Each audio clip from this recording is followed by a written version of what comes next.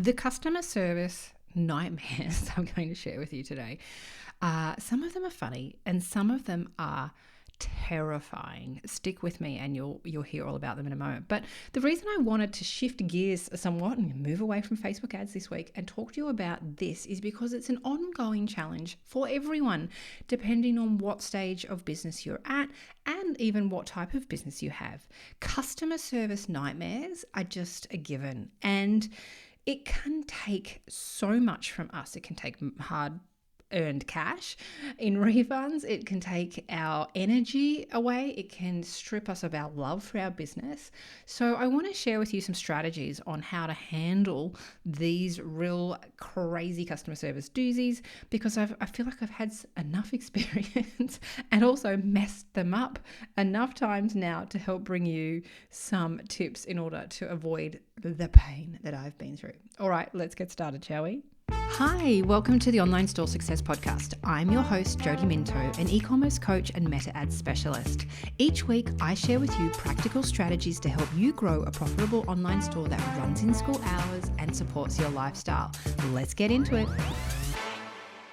If you have a customer service nightmare that you can laugh about later, this first one I'm going to share with you is it. I still talk about this with my clients and cannot stop laughing. Like, it's so ridiculous that I'm glad now in hindsight it happened so that I can retell the story of just how painful it can be to be a small business owner dealing with irate customers. So back in my Island Co days, I sold ladies fashion resort wear. We specialized in one size fits all kimonos, and we also had a linen range, which is really popular. And we started out with our linen range by testing some other jumpsuits by another brand before we ended up making our own, which were kind of similar in shape and cut. But let me take you back. We were selling these maxi length jumpsuits, these other labels, these wholesale labels, and they were selling like hotcakes. Now, the way they worked was that you would step into them, you would pull them up over your hips, pop your arms in, and they were sleeveless, and you would then do up a little button behind your neck. So there was a neck opening, but you did have to pull them up over your hips. And so this particular customer purchased them. They are gorgeous. We had lots of great reviews. And for whatever reason, and I'm just trying to imagine the try-on situation, for whatever reason, she's put them on and they're tight. Like they're not going to really fit. What does she do?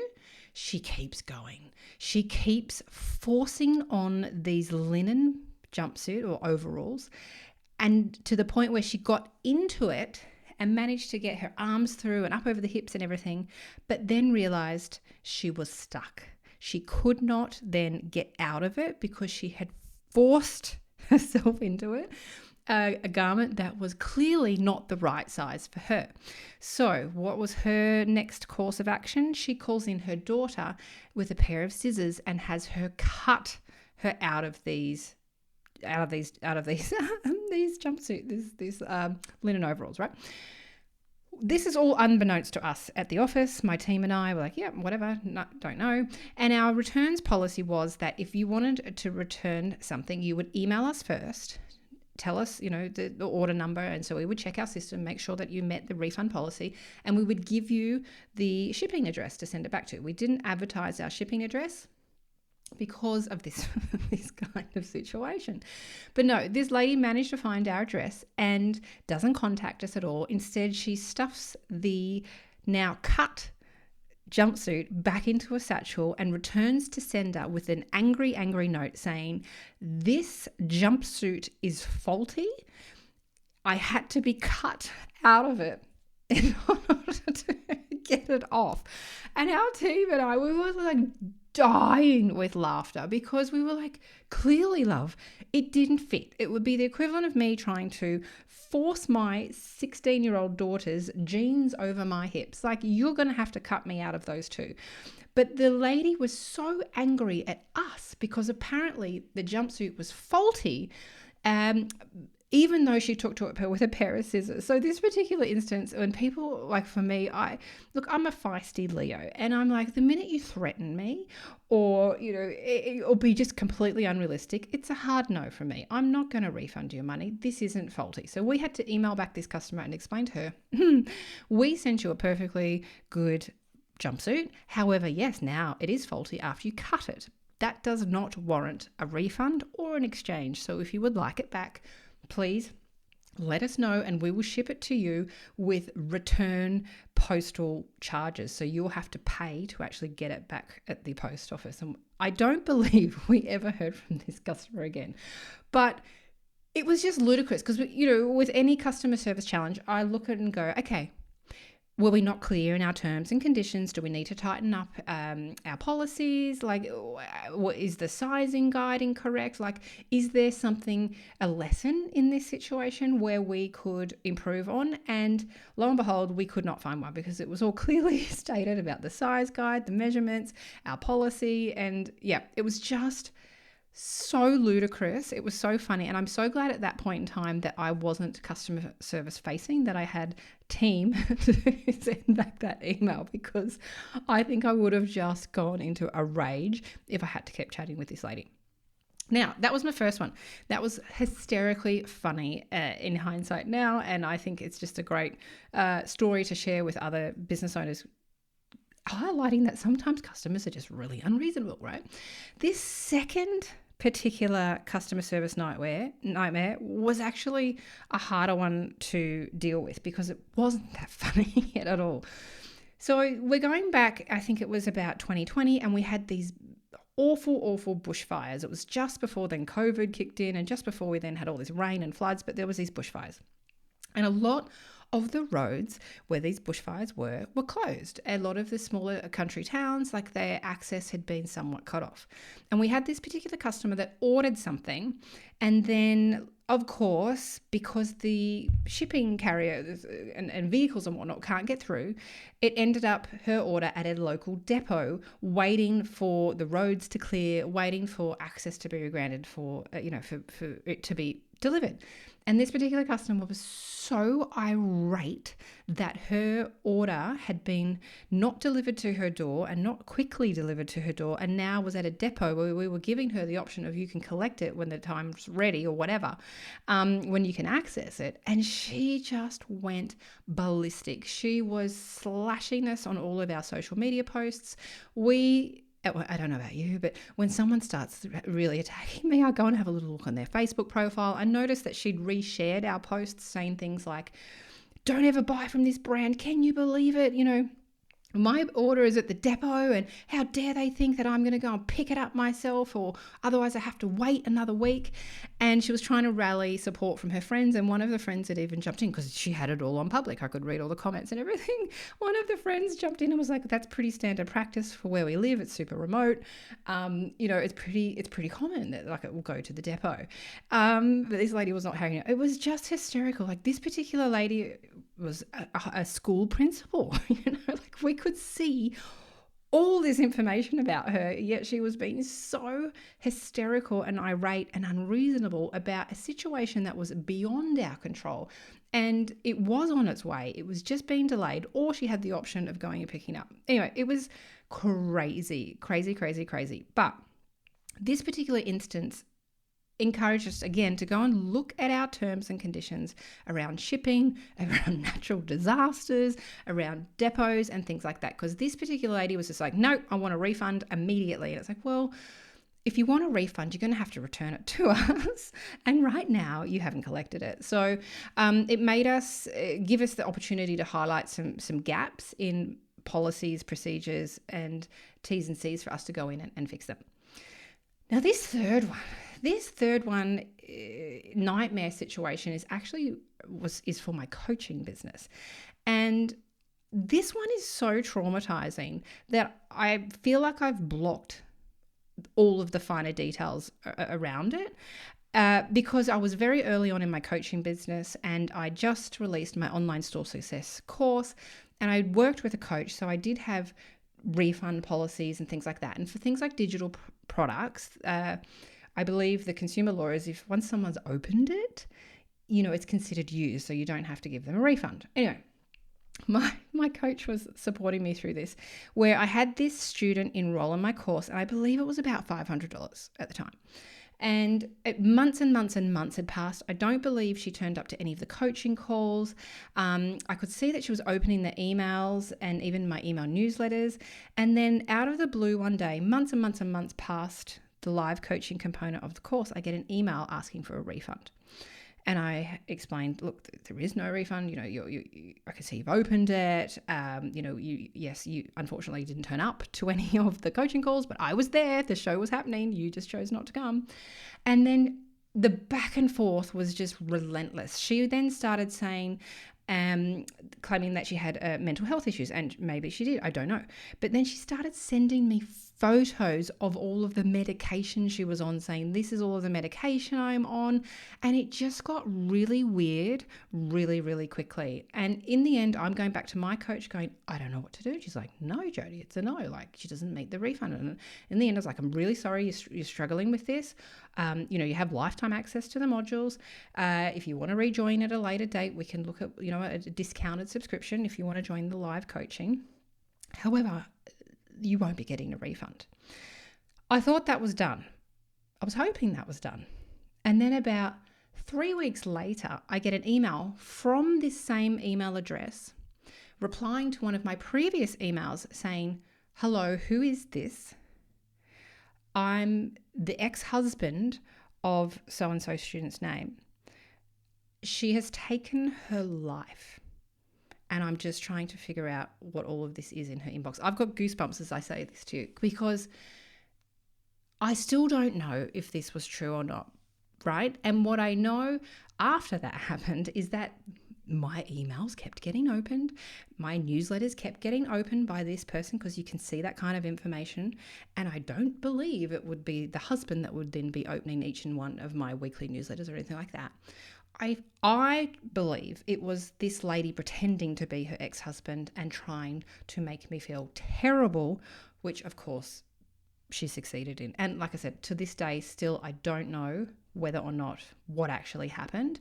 I even went in before recording this to see if I could find her email in my system, but I've changed systems in the past sort of 5 years, and I can't see her information in there. But this particular instance was so upsetting and so traumatizing, and I think for me such a great lesson, where if things get really crazy as they were getting with her, it would have been easier for me to give her her money back and just protect my energy, protect my sanity, and walk away.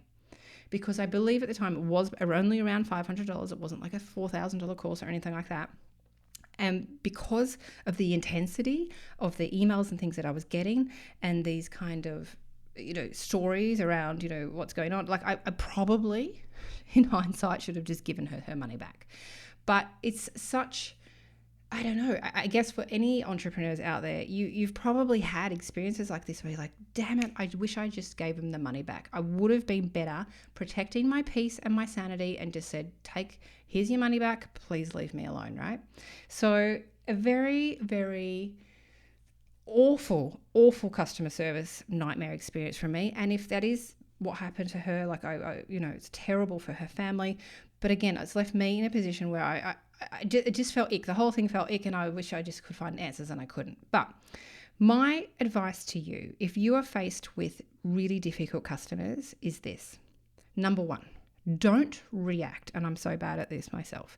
Don't instantly respond. Don't feel like you've got to, it's going to catch on fire. If you don't reply right away and defend yourself, it's going to make it better. It's not. It's really not. What we want to do is we need to not react. We need to step aside. We need to let it breathe. We need to breathe. And if you can, depending on what your customer service policy is around reply or response timeframes, leave it overnight. If you can leave it for 24 hours, even better. And just take a breath and take a minute and go, right, is this person being unreasonable? Are they going to make my life absolute hell? Because if they are, maybe the easiest solution here is to so sorry, here's your money back. Particularly if it's a product, because for a product, if they've spent $150 to buy it from you, that product has maybe cost you $30 or $40. So yes, you've got to give them the money back. Yes, you probably never see that product again, but ultimately, you potentially lost $40, even if they do send it back to you, right? So it's sometimes not worth it, but I'm also not saying that just give everyone their money back. But my policy when I had a team and customer service staff was like, worst case scenario, just give them their money back, or just make them go away. Make them go away because none of us need that kind of stress, right? However, we've got to make sure that we respond in a way where we're not reacting, we're not defending, we're not justifying, like keep it really short and sharp in the sense that it's like, so sorry you're not happy, here are the terms and conditions, and these are the next steps.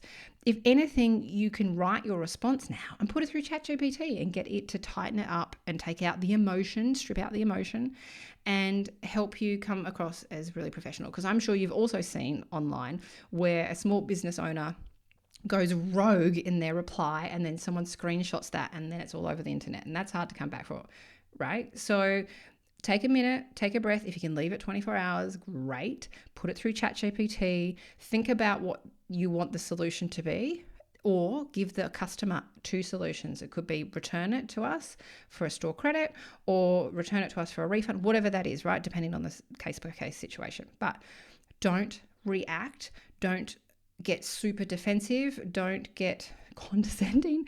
Don't get emotional as much as possible. Okay, number 2, as I touched on, often these customer service challenges highlight gaps in our policies. So sometimes we need to get these little situations happen and go, okay, I'm actually really glad this happened. Yes, I've lost the sale. I've got to give the customer their money back. But it made me realize that there's an issue over here with our refund policy or with our shipping policy or with our terms and conditions, for example. So a lot of these customer service challenges can be lessons and give us an opportunity to tighten up those boundaries in order to prevent it happening again. And in those cases, you just have to bite the loss and go, you know what, okay, I lied, I lost the sale on this one, but I'm not going to lose them on the following because I've gone through and updated my policies. Number 3, and this is so important as a small business owner, probably a solopreneur, is that you need to protect your energy. Like my terrible, terrible third example I gave you, this still haunts me, right? I still got goosebumps and chills as I talk to you about it. Sometimes it's not worth it. Sometimes the best solution is just to refund them the money and go, sure, no problems, here's your money back, and move on with your day so you don't have to think about it again. So thinking about how you can protect your energy, if it's not refunding it, or if you're finding that customer service challenges are happening frequently, it might look like hiring a team member, a VA, to help be the front-facing customer service person where they initially respond, sharing the T's and C's and any kind of policies that you and words that you want them to sort of say in different situations. And so you're not on the front line, so to speak. You just get the escalated situations coming back to you. So putting in a person in front of you to protect your energy so that you aren't dealing with it all day long. I hope this has been helpful for you, this episode. If you've got some horror stories, feel free to send it to me on Instagram. DM me. I am at Jodie Minto, and tell me, because look, we're all in this small business journey together, right? And we all have horror stories. And, I just want you to know that if you're finding that you're copping a lot, it's not just you, it's just the nature of what we do. And protecting your peace, protecting your business with strong policies and T's and C's, and protecting your reputation by not reacting and getting like full rage typing is really, really important. All right, thanks for being with me. If you love this episode or any of my episodes, I'd be so grateful if you could leave me a review, and I will chat with you again next week. Bye for now.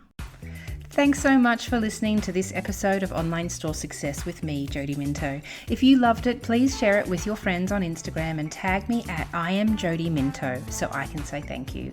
And if you really want to make my day, please go ahead and leave me a review on Apple Podcasts and give me a follow. If you'd like my help in starting or scaling your online store, be sure to check out my free resources and programs at jodyminto.com. Thanks again, and same time, same place next week. Bye for now.